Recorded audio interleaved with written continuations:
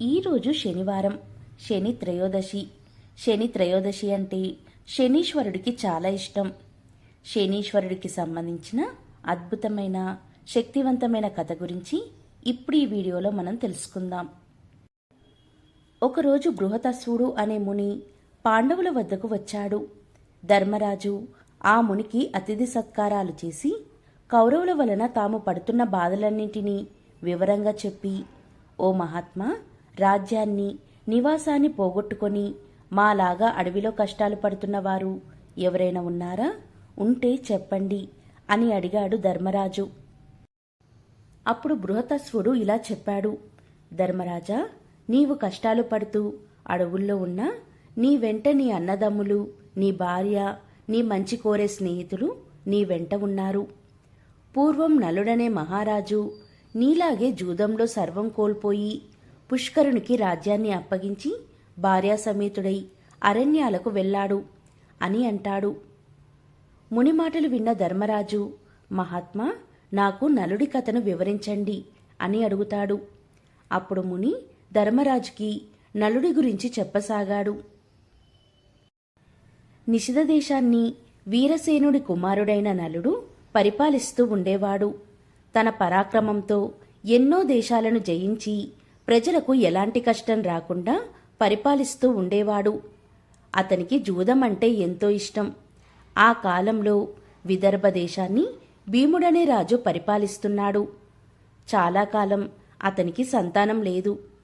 అతనికి దమనుడు అనే ముని ఇచ్చిన వరం వలన దమయంతి అనే కూతురు, దమ్ముడు, దమనుడు, దాంతుడు అనే కుమారులు కలిగారు. దమయంతి చాలా అందగత్తె, అంతేకాక గుణవంతురాలు. దమయంతి నలుడి గుణగణాల గురించి విన్నది. నలుడు దమయంతి గురించి, ఆమె సౌందర్యం గురించి తెలుసుకున్నాడు. ఇద్దరూ ఒకరినొకరు ఇష్టపడ్డారు. ఒకరోజు నలుడు ఉద్యానవనంలో ఉండగా హంసల గుంపు వచ్చి అక్కడ వాలింది. ఆ హంసలను చూసి ముచ్చటపడిన నలుడు వాటిలో ఒక హంసను పట్టుకున్నాడు. మిగిలిన హంసలు తోటి హంసను వదిలి వెళ్ళలేక ఆకాశంలో తిరుగుతూ ఉన్నాయి. నలుడి చేతిలో ఉన్న హంస మానవ భాషలో నలుడితో ఇలా అంటుంది, ఓ మహారాజా, నీవు దమయంతిని ప్రేమిస్తున్నావు. నేను దమయంతి దగ్గరికి వెళ్ళి నీ గురించి, నీ అందచందాల గురించి, నీ గుణగణాల గురించి చెప్పి నీ మీద ప్రేమ కలిగేలా చేస్తాను అని హంస అంటుంది. ఆ హంస మాట్లాడింది విని నలుడు ఆనందించి దానిని విడిచిపెట్టాడు. చెప్పినట్లుగానే ఆ హంస విదర్భ దేశానికి ఎగిరిపోయింది. అంతఃపురం ముందు విహరిస్తున్న హంసను చూసి దమయంతి ముచ్చటపడింది. చెలికత్తెల సాయంతో దమయంతి ఆ హంసను పట్టుకుంది. అప్పుడు ఆ హంస దమయంతితో, ఓ దమయంతి, నీ హృదయేశ్వరుడైన నలుడి వద్ద నుండి వచ్చాను. నలుడు సౌందర్యవంతుడు, సంపన్నుడు, మంచి స్వభావం కలవాడు. నీవు సౌందర్యంలో, గుణంలో అతనికి తగిన దానివి. అతడికి భార్యవైతేనే నీకు రాణింపు అని పలికింది. అప్పుడు దమయంతి, ఓ హంస, నలుడి గురించి నాకెలా చెప్పావో అలాగే నలుడికి కూడా నా గురించి చెప్పు అని అన్నది. ఆ హంస అలాగే చేసింది. ఇలా ఒకరిపై ఇంకొకరికి ఇష్టం పెరిగింది.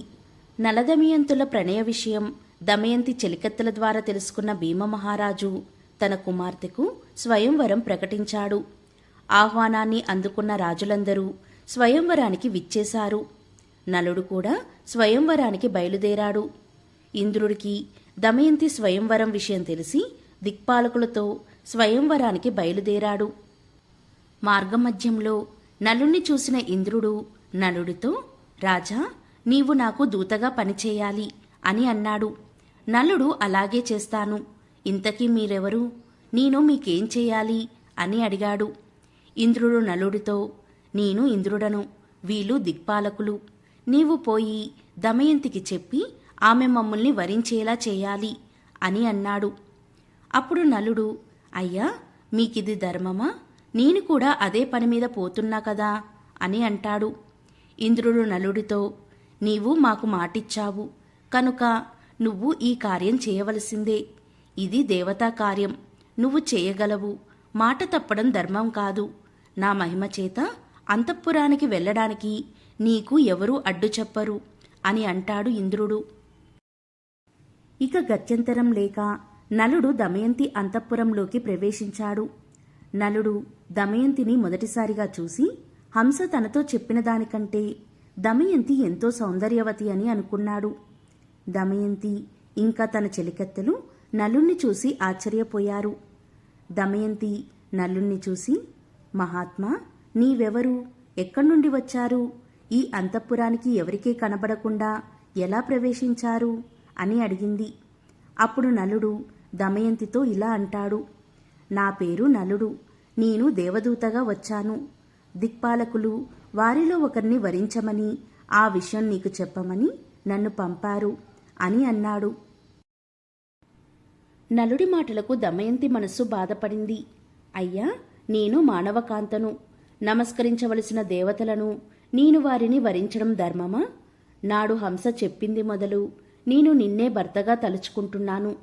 నా తండ్రి భీమరాజు మిమ్మల్ని ఇక్కడికి రప్పించడానికి స్వయంవరం ప్రకటించాడు. మీరే నా భర్త కనుక మీరు నన్ను స్వీకరించండి. లేకుంటే నా ప్రాణాలను తీసుకుంటాను, కానీ ఇక వేరెవరిని వరించను అని దమయంతి ప్రార్థించింది. నలుడు దమయంతితో, దమయంతి, దేవతలు ఐశ్వర్యవంతులు, జనన మరణాలు లేనివారు. వారిని కాదని జనన మరణాలు కలిగిన నన్ను కోరుకోవడం న్యాయమా అని అన్నాడు. నలుడి మాటలు విని దమయంతి ఎంతో బాధపడింది. ఆమె నలుడితో, నేను ఒక ఉపాయం చెబుతాను. అందరి ముందు నేను దేవతలను ప్రార్థించి నిన్ను నేను వివాహమాడుతాను. అప్పుడు నీకు దేవతల మాటలు వినలేదనే దోషం ఉండదు అని అన్నది. ఆ మాటలను నలుడు వెళ్ళి ఇంద్రుడికి చెప్పాడు. ఆ మాట విన్న దిక్పాలకులు, దమయంతి మమ్మల్ని ఎలా వరించదో చూస్తాము అని అందరూ నలుడి రూపంలో స్వయంవరానికి వచ్చారు. స్వయంవరం మండపంలో ఒకేసారి 5 నలుడి రూపంలో కనిపించారు. దమయంతి వరమాల పట్టుకొని వచ్చింది. మనసులో ధ్యానించి, దేవతల్లారా, నలుణ్ణి గుర్తుపట్టడంలో నాకు సహకరించండి. మీ నిజరూపాలతో ప్రత్యక్షమవ్వండి అని ప్రార్థించింది. వారందరూ దమయంతిని కరుణించి వారి నిజరూపాలతో ప్రత్యక్షమయ్యారు. నలదమయంతులకు వైభవంగా వివాహం జరిగింది. ఇంద్రాది దేవతలు అనేక వరాలు ఇచ్చి అనుగ్రహించారు. దమయంతి స్వయంవరం చూసి ఇంద్రాది దేవతలు దేవలోకానికి వెళ్తూ ఉండగా దేవతలకు శనీశ్వరుడు కనిపించాడు. ఇంద్రుడు శనీశ్వరుని చూసి, ఎక్కడికి వెళ్తున్నావు అని అడిగాడు. భూలోకంలో జరుగుతున్న దమయంతి స్వయంవరానికి వెళ్తున్నాను అని చెప్పాడు శనీశ్వరుడు. ఆ మాటలకు వారు నవ్వి, దమయంతి స్వయంవరం జరిగింది, ఆమె నలుణ్ణి వివాహమాడింది అని చెప్పారు. ఆ మాట విన్న శనీశ్వరుడికి కోపం వచ్చింది. నలుణ్ణి రాజభ్రష్టుని చేసి వారిరువురికి వియోగం కల్పించాలని అనుకున్నాడు. నలుడు ధర్మాత్ముడు. శనీశ్వరుడి ప్రవేశానికి చాలా కాలం దాకా అవకాశం రాలేదు. ఒకరోజు నలుడు మూత్ర విసర్జన చేసి పాదాలను కడగకుండా సంధ్యావందనం చేశాడు. ఆ అశౌచాన్ని ఆధారం చేసుకుని శనీశ్వరుడు అతనిలోకి ప్రవేశించాడు. నలుడి దాయాదుడైన పుష్కరుడి వద్దకు వెళ్లి నలుడికి జూదవ్యసనం ఉందని, అతనితో జూదమాడి అతని రాజ్యాన్ని గెలవవచ్చని నమ్మపలికాడు. బ్రాహ్మణ వేషంలో పుష్కరుని వద్దకు వెళ్లి జూదానికి ఆహ్వానించాడు. జూదానికి పిలిస్తే పోకపోవడం ధర్మం కాదని నలుడు జూదమాడడానికి అంగీకరించాడు. జూదం మొదలైంది. నలుడు తన రాజ్యాన్ని, సంపదలను వరుసగా పోగొట్టుకుంటున్నాడు. అయినా జూదమాడడం ఆపకుండా సమస్తం పోయే వరకు ఆడాడు. దమయంతి దుఃఖించి, ఓడిపోయే కొద్దీ గెలవాలనే పంతం కలుగుతుంది, ఇక ఏమీ చేయలేము అని సరిపెట్టుకుంది. పుష్కరుడు గెలవడం, నలుడు ఓడడం తథ్యమని గమనించిన దమయంతి తన కుమార్తెను, కుమారుణ్ణి, సారథిని తోడిచ్చి విదర్భలో ఉన్న తన తండ్రి వద్దకు పంపింది. నలుడు తన రాజ్యాన్ని కోల్పోయి నగరం వెలుపల 3 రోజులున్నాడు. జూదంలో సర్వం పోగొట్టుకున్న నలుణ్ణి చూడడానికి ఎవరూ రాలేదు. ఆకలిని తట్టుకోలేకపోయాడు. ఆకాశంలో ఎగురుతున్న పక్షులను పట్టుకోవడానికి తన పై వస్త్రాన్ని విసిరాడు. ఆ పక్షులు ఆ వస్త్రంతో సహా ఎగిరిపోయాయి. నలుడు బాధపడి తన భార్య కొంగును తన పై వస్త్రంగా కప్పుకున్నాడు. ఆ దుస్థితికి తట్టుకోలేని నలుడు దమయంతితో ఇలా అంటాడు. దమయంతి, ఇక్కడ 4 మార్గాలున్నాయి. ఇది నీ పుట్టిల్లు విదర్భ దేశానికి వెళ్లే దారి. ఇది దక్షిణ దేశానికి పోయే మార్గం. ఇది కోసర దేశానికి పోయే మార్గం. ఇది ఉజ్జయినికి పోయే మార్గం. వీటిలో మనకు అనువైన మార్గమేదో చెప్పు. నీవు అడవుల్లో కష్టాలు పడలేవు. నీ తండ్రి ఇంటికి వెళ్ళి సుఖంగా ఉండు అని చెప్పాడు. నాదా, మనం విదర్భకు వెళ్ళి సుఖంగా ఉందాం అని చెప్పింది దమయంతి. అప్పుడు నలుడు, దమయంతి, మహారాజుగా విదర్భలో తిరిగిన వాణ్ణి రాజభ్రష్టుడిగా ఎలా రాగలను చెప్పు. అన్ని రోగాల కన్నా పెద్ద రోగం దుఃఖం. బాధలో ఉన్నప్పుడు భార్య పక్కన ఉండడం పరమౌషధం. అందుకే నువ్వు పక్కన ఉంటే ఎన్ని కష్టాలైనా సుఖాలుగానే ఉంటాయి అని అంటాడు నలుడు. అప్పుడు దమయంతి, అవును నిజమే, అందుకే ఇప్పుడు నన్ను నీ వెంట ఉండడానికి అనుమతించండి అని అన్నది. అందుకు నలుడు అంగీకరించాడు. ఒకరోజు అడవిలో నలుడి తొడ మీద తలపెట్టుకుని దమయంతి నిద్రపోతుంది. ఆమెను చూసి నలుడు, ఈ సుకుమారి అడవుల్లో చాలా కష్టాలు పడుతుంది. నా వెంట ఉండడమే ఈమె కష్టాలకు కారణం. నేను లేకపోతే ఈమె పుట్టింటికి వెళ్ళి సుఖపడుతుంది అని మనసులో అనుకుని తాను ధరించిన చీరభాగాన్ని చింపి పైన వేసుకుని దమయంతిని వదలలేక విడిచి వెళ్ళాడు. నిద్రలేచిన దమయంతి భర్త పక్కన లేకపోవడం చూసి చాలా ఏడ్చింది. భర్తను తలుచుకుంటూ అడవిలో తిరుగుతున్న దమయంతిని ఒక కొండ చిలువ పట్టుకుంది. భయంతో దమయంతి కేకలు వేసింది. ఆ కేకలు విని ఒక కిరాతకుడు తన కత్తితో కొండ చిలువను చంపి దమయంతిని రక్షించాడు. ఆ కిరాతకుడు దమయంతి గురించి తెలుసుకున్నాడు. ఆమె నిస్సహాయతను తెలుసుకుని ఆమెను తాకాలని చూస్తే దమయంతి అతన్ని భస్మం చేసింది. భర్తను తలుచుకుంటూ దారి తెలియని అడవుల్లో వెళ్తూ ఉంటే ఆమెకు ఒక మునిపల్లె కనబడింది. అక్కడ ఆమె మునిశ్రేష్ఠులను చూసింది. మునులు దమయంతిని చూసి, అమ్మా, నీవెవరు? ఒంటరిగా ఎందుకు తిరుగుతున్నావు అని అడిగారు. అందుకు సమాధానంగా దమయంతి ఇలా చెబుతుంది. ఓ మునులారా, నేను నలచక్రవర్తి భార్యను. నా పేరు దమయంతి. విధిరాత వలన నా భర్త నన్ను విడిచి వెళ్ళాడు. నాకు నా భర్త జాడ చెప్పగలరా? నా భర్త లేనిదే నేను జీవించలేను అని మునులను ప్రార్థించింది. అప్పుడు మునులు, అమ్మా, త్వరలోనే నీవు నీ భర్తను కలుస్తావు, బాధపడకమ్మా అని చెప్పి అక్కడి నుండి వెళ్ళిపోయారు. దమయంతి ఏడుస్తూ భర్తను వెతుక్కుంటూ అడవుల్లో తిరుగుతూ ఉంది. ఇంతలో అటుగా పోతున్న బాటసారులు దమయంతిని చూశారు. అందులో కొందరు ఆమెను పిచ్చిదని ఎగతాళి చేశారు. మరికొందరు ఆమెకు మొక్కారు. వారిలో ఉన్న ఒక వ్యాపారి ఆమె గురించి తెలుసుకొని, అమ్మా, నేను నలుణ్ణి చూడలేదు, కానీ మేము చేదీ దేశానికి వెళ్తున్నాము అని అంటాడు. దమయంతి వారితో, నేను కూడా మీ వెంట వస్తాను అని అంటుంది. ఆమెను తన వెంట తీసుకొని వెళ్తాడు ఆ వ్యాపారి. వారు అడవి మార్గంలో నడుస్తూ ఉండగా చీకటి పడుతుంది. రాత్రి నిద్రిస్తున్న సమయంలో ఒక ఏనుగు గుంపు వారిలో చాలామందిని తొక్కేసింది. వారిలో చాలామంది చనిపోవడం చూసి దమయంతి తన దురదృష్టానికి బాధపడింది.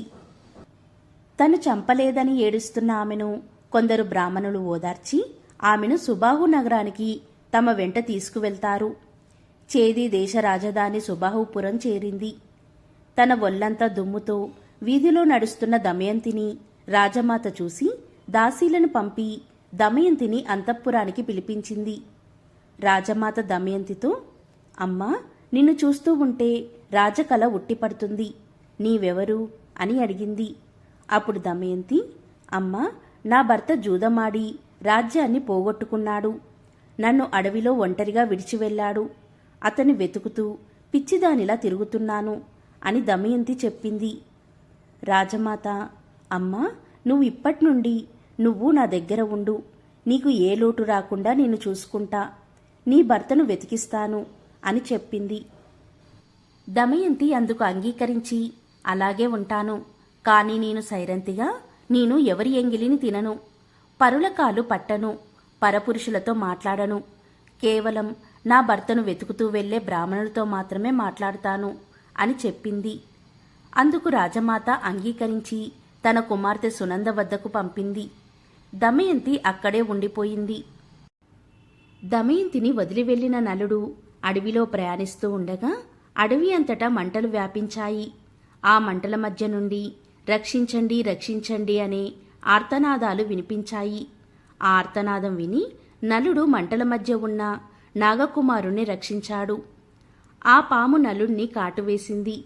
పాము కాటికి నలుడు వికృత రూపుడయ్యాడు. అప్పుడా పాము తన నిజరూపంతో ప్రత్యక్షమై నలుడితో, నలమహారాజా, నా పేరు కర్కోటకుడు. నేను నిన్ను కాటువేశానని భయపడకు. ఇక నిన్ను ఎవరూ గుర్తించరు. పాము కాటు నిన్ను ఏమీ చెయ్యదు.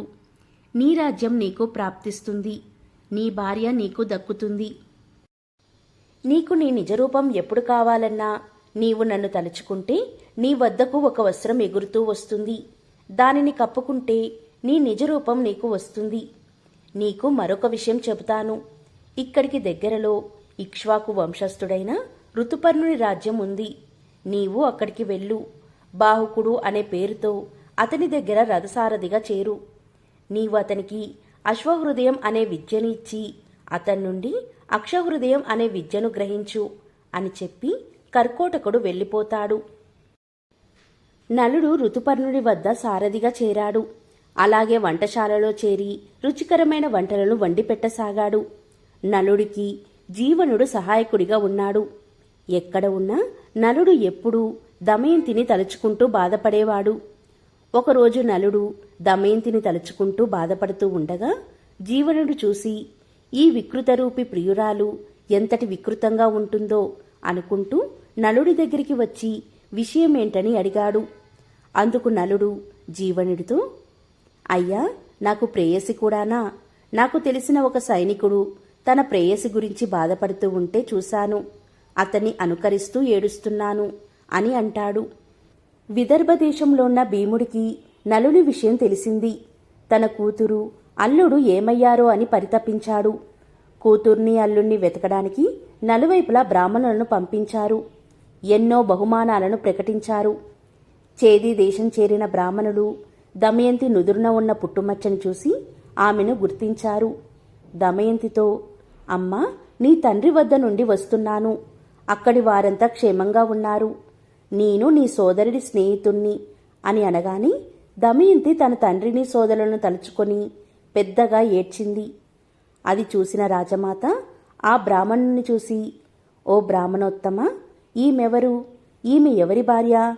ఎవరి కూతురు? ఈమె ఇలా ఉండడానికి కారణమేమిటి అని అడిగింది.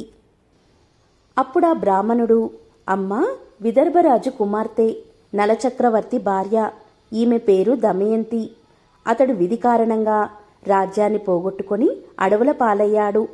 భీముని ఆజ్ఞపై ఈమెను వెతుక్కుంటూ ఇక్కడికి వచ్చి ఈమెను గుర్తించాను అని అన్నాడు. అది విని దమయంతిని కౌగిలించుకున్న రాజమాత, దమయంతి, నీవు నాకు పుత్రికా సమానురాలివి. నేను నీ తల్లి దాశర్ణరాజు కుమార్తెలము. నీ తల్లి విదర్భరాజుని వివాహమాడింది. నేను వీరబాహుని వివాహమాడాను అని చెప్పింది. అందుకు అందరూ ఆనందించారు. దమయంతి బ్రాహ్మణుడితో పుట్టింటికి ప్రయాణమైంది. రాజసౌధంలో ఉన్న దమయంతి భర్త వియోగంతో బాధపడుతూనే ఉంది. ఆమె తన తండ్రితో, నా భర్తను తక్షణమే వెతికించండి. ఆయన లేకుండా నేను బ్రతకలేను అని అంటుంది.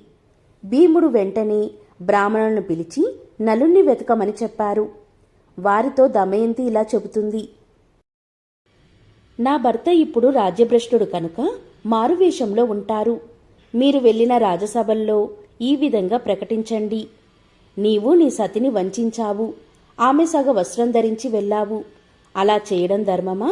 నాపై కరుణ చూపు అని చెప్పండి. ఈ మాటకు ఎవరైనా రోషపడి బదిలిస్తే నా వద్దకు వచ్చి చెప్పండి అని అన్నది.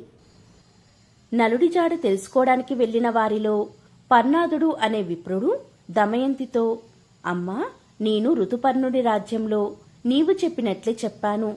అక్కడొక కురూపి, వంటవాడు, రథసారథి, బాహుకుడు అనేవాడు నన్ను రహస్యంగా కలుసుకొని, అయ్యా, భర్త కష్టాల్లో ఉన్నా సహించి ఆచరించే భార్య ఇహలోకంలోనూ పరలోకంలోనూ సుఖపడుతుంది అని చెప్పాడు అని జరిగిన విషయం దమయంతితో చెప్పాడు. దమయంతి ఆలోచించగా అతడు నలుడు కాకపోతే అలా ఎందుకు బదిలిస్తాడు అని అనుకుంది. తన అనుమానం నిజమా కాదా అని తేల్చుకోవడానికి తల్లి అనుమతితో సుదేవుడనే బ్రాహ్మణుణ్ణి పిలిపించింది. సుదేహ, నీవు ఋతుపర్ణుడనే రాజుతో, రాజా, భీముడు తన అల్లుడి కొరకు ఎంత వెతికినా ఫలితం లేదు కనుక ద్వితీయ స్వయంవరం ప్రకటించాడు. భూమండలంలోని రాజులంతా వస్తున్నారు. మరునాడే స్వయంవరం కనుక వెంటనే బయలుదేరండి అని చెప్పు అని చెప్పి పంపింది. సుదేవుడు ఋతుపర్ణుడితో దమయంతి చెప్పమన్నట్లే చెప్పాడు. దమయంతి బ్రాహ్మణుడి ద్వారా పంపిన సందేశం విని ఋతుపర్ణుడు స్వయంవరానికి వెళ్ళాలి అని అనుకున్నాడు. ఒక్కరోజులో విదర్భను చేరుకోవడం ఎలా అని రథసారథి అయిన బాహుకుణ్ణి పిలిచి, బాహుక, దమయంతికి ద్వితీయ స్వయంవరం ప్రకటించారు. నాకు చూడాలని ఉంది. ఒక్కరోజులో మనం విదర్భకు వెళ్ళాలి. నీ అశ్వసామర్థ్యం ప్రకటించు అని అంటాడు. సరే అని చెప్పినా బాహుకుడి మనసు కలతకు గురైంది. నేను అడవిలో తనను నిర్దాక్షిణ్యంగా వదిలి రాబట్టే కదా దమయంతి రెండవ స్వయంవరం ప్రకటించింది. అవివేకులైన పురుషులు తాము ఏమి చేసినా భార్య ప్రేమిస్తుందని అనుకుంటారు. కానీ అది నిజం కాదు. నా మీద కలిగిన కోపంతో దమయంతి ఇలా చేసిందని దుఃఖించాడు. అయినా దమయంతి పతివ్రత, 2 పిల్లల తల్లి. ఈ విధంగా రెండవ పెళ్లి చేసుకుంటుందా? ఏమో, ఆ వింత చూస్తాను అని మనసులో అనుకున్నాడు. వెంటనే రథానికి గుర్రాలను కట్టి విదర్భకు ఋతుపర్ణుని తీసుకుని ప్రయాణమయ్యాడు. ఋతుపర్ణుడికి రథం పోయే వేగం చూస్తుంటే అది సూర్యుడి రథంలా, బావుకుడు అనూరుడిలా అనిపించింది. పక్కనే ఉన్న వాగ్నేయునికి కూడా అలాగే అనిపించింది. భూలోకంలో నలుడికి మాత్రమే ఇలాంటి నైపుణ్యం ఉంది. కానీ ఈ కురూపి నలుడెలా అవుతాడు అని మనసులో అనుకున్నాడు. తన పరిజ్ఞానాన్ని బాహుకుడికి చూపించాలనే ఆసక్తి కలిగింది. అంతలో రథం ఒక పెద్ద వృక్షాన్ని దాటింది. ఋతుపర్ణుడు బాహుకుడితో, బాహుక, ఆ వృక్షంలో ఎన్ని కాయలు, ఎన్ని పువ్వులు, ఎన్ని ఆకులు ఉన్నాయో నేను చెప్పగలను అని అన్నాడు. అప్పుడు బాహుకుడు, చెప్పండి మహారాజా అని అంటాడు. ఋతుపర్ణుడు చెప్పాడు, కానీ లెక్కించి చూస్తే కాని నమ్మను అని రథం ఆపించి ఆ చెట్టును పడగొట్టించి లెక్కించాడు. ఋతుపర్ణుడు చెప్పిన లెక్కకు సరిగ్గా సరిపోయింది. బాహుకుడు ఆశ్చర్యపడి ఆ విద్యను తనకు ఉపదేశించమని అడిగాడు. ఋతుపర్ణుడు, బాహుక, ఇది అక్షవిద్య అనే సంఖ్యాశాస్త్రం అని అన్నాడు. అప్పుడు బాహుకుడు, మహారాజా, ఇందుకు ప్రతీకగా నేను నీకు అశ్వహృదయం అనే విద్యను నేర్పుతాను అని అన్నాడు. ఇప్పుడు కాదు, తర్వాత అడిగి నేర్చుకుంటాను అని ఋతుపర్ణుడు అంటాడు. అక్షహృదయ విద్య మహిమ వలన నలుడిలో నుండి శనీశ్వరుడు బయటికి వచ్చాడు. తనని క్షమించమని నలుణ్ణి వేడుకున్నాడు. నలుడు ఆగ్రహించి శపించబోయాడు. శనీశ్వరుడు నలుడితో, నలమహారాజా, నిన్ను ఆవహించే నీలో ఉన్న సమయంలో నిన్ను కర్కోటకుడు కాటువేయడం వలన అనుక్షణం కాలిపోయాను. ఇంతకంటే శాపమేముంది? నన్ను క్షమించి విడిచిపెట్టు అని వేడుకున్నాడు. నలుడి రథం విపరీతమైన ఘోషతో విదర్భలోకి ప్రవేశించింది. ఆ ఘోష విని దమయంతి అది నలుడి రథం అని గుర్తుపట్టింది. కాని రథంలో ఋతుపర్ణుణ్ణి చూసి నిరాశ చెందింది. భీముడు ఎంతో ఆనందంతో ఋతుపర్ణుణ్ణి ఆహ్వానించి విడిది చూపాడు. ఋతుపర్ణుడికి విదర్భలో స్వయంవరం జరుగుతున్న సందడి కనిపించలేదు. బావుకుడు రథాన్ని అశ్వశాలలో నిలిపి సేద తీరాడు. దమయంతి తన దాసితో, వచ్చింది ఋతుపర్ణ మహారాజు, అతని సారథి వాగ్నేయుడు. వారు నాకు తెలుసు. కాని వారి వెంట ఉన్న ఈ కురూపి ఎవరు? అతని చూసి నా మనసు పరవశించిపోతుంది. అతని వివరాలు తెలుసుకొనిరా అని పంపింది. దాసి నలుడి వద్దకు వచ్చి, అయ్యా, రాకుమారి మీ యోగక్షేమాలు కనుక్కొని రమ్మంది అని చెప్పింది. నలుడు, మీ రాకుమారి స్వయంవరం ప్రకటించింది కదా, దానికి నేను మా మహారాజును ఒక్కరోజులో 100 ఆమడల దూరం ప్రయాణించి తీసుకువచ్చాను అని చెప్పు అని అన్నాడు. మీతో వచ్చిన 3వ వ్యక్తి ఎవరు అని దాసి అడిగింది. అప్పుడు నలుడు, అతడు వాగ్నేయుడు. ఇంతకుముందు నలుడి రథసారథి అని అంటాడు. అప్పుడు దాసి అతనికి నలుడి జాడ తెలుసు కదా అని అడిగింది. నలుడు దాసితో తన రాజ్యాన్ని పోగొట్టుకునే ముందు నలుడు తన పిల్లలనిచ్చి వాగ్నేయుణ్ణి విదర్భకు పంపాడు. ఆ తర్వాత వాగ్నేయుడు ఋతుపర్ణుడి వద్ద సారథిగా చేరాడు. నలుడి గురించి నలుడికి మాత్రమే తెలియాలి, లేదా అతని భార్యకు తెలియాలి, వేరొకరికి తెలిసే అవకాశం లేదు అని అన్నాడు బాహుకుడు. అప్పుడు దాసి, అయ్యా, నలుడు తనని ప్రాణప్రదంగా చూసుకునే భార్యను నిర్దాక్షిణ్యంగా అడవిలో విడిచి వెళ్లాడు. దమయంతి నలుడు విడిచి వెళ్లిన సగం చీరను ధరించి కాలం గడుపుతుంది. ఆమెనిలా విడిచి వెళ్లడం ధర్మమా అని అడిగింది. ఆ మాటలు విన్నాక నలుడి కంట నీరు ఆగలేదు. దాసీకి తెలియకూడదని మొహం తిప్పుకున్నాడు. దాసి దమయంతికి జరిగిందంతా వివరించింది. దమయంతి దాసీతో, సందేహమే లేదు, అతడు నలుడే. కాని ఈ వికృత రూపమేంటి? అతను వంటవాడని చెప్పారు కనుక వంట ఎలా చేస్తాడో పరీక్షించు అని దాసిని పంపింది. దాసి వెళ్ళి నలుణ్ణి నిశితంగా పరిశీలించి, అమ్మా, అతను సామాన్యుడు కాదు. అతడు ఏ పనైనా సునాయాసంగా చేస్తున్నాడు. అతడు గడ్డిని విదిలిస్తే మంటలు వస్తున్నాయి. వంట పూర్తయ్యే వరకు అలా మండుతూ ఉన్నాయి. వంటలు అద్భుతంగా ఉన్నాయని దాసి దమయంతికి చెప్పింది. దమయంతి నలుడు వండిన వంటలను తెప్పించి రుచి చూసి, సందేహమే లేదు, ఇవి నలుడి వంటలే అని గ్రహించి దాసితో తన పిల్లలను నలుడి వద్దకు పంపింది. నలుడు పిల్లల్ని చూసి చలించి ఎత్తుకొని ముద్దాడాడు. దాసీతో, అమ్మా, ఏమీ అనుకోవద్దు, వీళ్ళను చూస్తే నా బిడ్డలు గుర్తుకు వచ్చారు, అందుకే అలా చేశాను. ఇక నువ్వు నా వద్దకు రావద్దు. ఎవరైనా చూస్తే ఏదైనా అనుకుంటారు. అయినా మేము విదేశాల నుండి వచ్చిన అతిథులం, మాతో మీకేం పని అని అన్నాడు. ఇది విని దమయంతి సంతోషపడి తన తల్లి వద్దకు వెళ్ళి, ఋతుపర్ణుడి సారథిగా వచ్చిన కురూపి బాహుకుడే నలుడు. అమ్మా, అతనిక్కడికి వస్తాడా? నేనే అక్కడికి వెళ్ళాలా? నువ్వే నిర్ణయించు అని అడిగింది. భీమరాజు అనుమతితో బాహుకుణ్ణి దమయంతి దగ్గరికి రప్పించింది. దమయంతి నలుణ్ణి చూసి, అయ్యా, నిస్సహాయంగా ఉన్న నన్ను నా భర్త నలమహారాజు నట్టడివిలో నిర్దాక్షిణ్యంగా వదిలి వెళ్లాడు. అలా సంతానవతిని అయిన నన్ను విడిచిపెట్టడం ధర్మమా? అలా చేయడానికి నేనేమి అపకారం చేశాను? అగ్నిసాక్షిగా విడవను అని నాకు ప్రమాణం చేసిన నా భర్త అలా చేయవచ్చా అని బాధపడింది. ఆ మాటలకు నలుడు, సాధ్వి, నన్ను ఆ సమయంలో శనీశ్వరుడు ఆవహించి ఉన్నాడు. అందువలన నేనలా చేశాను. జూదంలో సర్వం పోగొట్టుకొని బాధలు పడుతున్న నేను, నాతో పాటు బాధలు పడుతున్న నీ బాధలను చూడలేక నిన్ను విడిచి వెళ్ళాను. అలా చేస్తే నువ్వైనా నీ తండ్రి ఇంటికి వెళ్ళి సుఖంగా ఉంటావని అలా చేశాను. నీపై అనురాగంతో మిమ్మల్ని చూడడానికి నేనిక్కడికి వచ్చాను. మరొక భర్త కోసం స్వయంవరాన్ని ప్రకటించడం కులస్త్రీలకు తగునా? అలా ఎందుకు చేశావు? అందుకే కదా ఋతుపర్ణుడు వచ్చాడు. ఇది ధర్మమా అని దమయంతిని అడిగాడు. అప్పుడు దమయంతి, నాదా, నేను మీకోసం వెతుకుతూ పంపిన విప్రులలో ఒకరు మిమ్మల్ని గుర్తించారు. మిమ్మల్ని రప్పించుటకి ఇలా చేశాను. మీరు కాక ఇంకెవరు 100 ఆమడల దూరాన్ని ఒక్క రోజుల్లో ప్రయాణించగలరు? నాలో ఎలాంటి పాపపు ఆలోచనలు లేవు. మీ పాదాల మీద నమస్కరించి చెబుతున్నాను అని దమయంతి నలుడి పాదాలకు నమస్కరించింది. వెంటనే ఆకాశం నుండి వాయుదేవుడు ఇలా పలికాడు, నలచక్రవర్తి, ఈమె పవిత్రురాలు, పతివ్రత. నేను, సూర్యుడు, చంద్రుడు ఈమె సౌశీల్యం కాపాడుతున్నాం అని పలికారు. నలుడు కర్కోటకుణ్ణి స్మరించాడు. వెంటనే ఒక వస్త్రం వచ్చింది. అది ధరించగాని నలుడికి ఇంద్ర తేజస్సుతో సమానమైన మనోహరమైన పూర్వరూపం వచ్చింది. దమయంతిని దగ్గరికి తీసుకున్నాడు. నలుడు విదర్భలో 1 మాసముండి తన రాజధానికి వెళ్లి పుష్కరుణ్ణి కలిశాడు.